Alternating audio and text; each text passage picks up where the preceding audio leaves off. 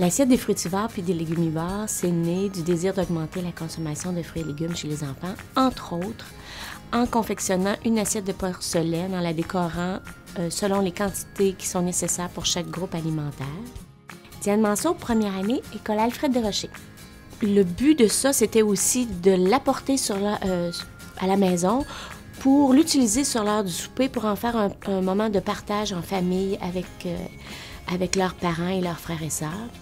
Parce que j'avais lu dans la publication de l'Alliance que le repas du souper était un moment charnière pour faire en sorte d'augmenter les bonnes habitudes alimentaires avec les enfants. Ça fait au moins 7 ans que je fais des projets alimentaires dans ma classe. Il y a eu entre autres un projet très populaire qui était les galettes du petit chaperon rouge, où les enfants devaient faire un banquet littéraire en simultané sur Skype avec un groupe de mégantiques quand il y a eu le désastre.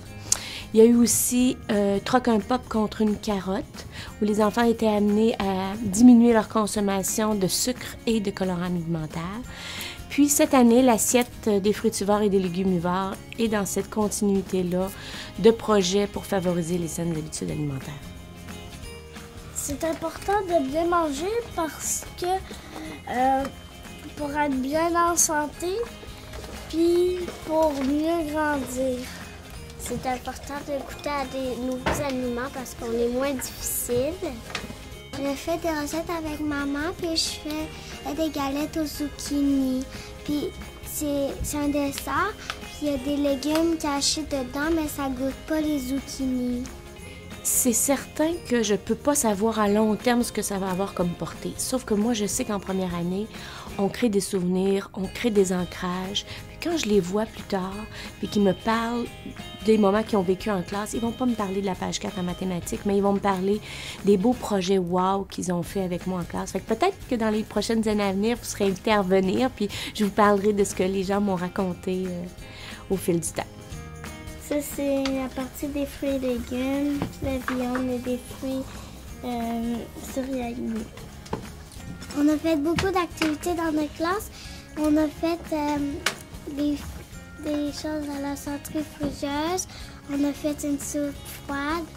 On a fait des dégustations.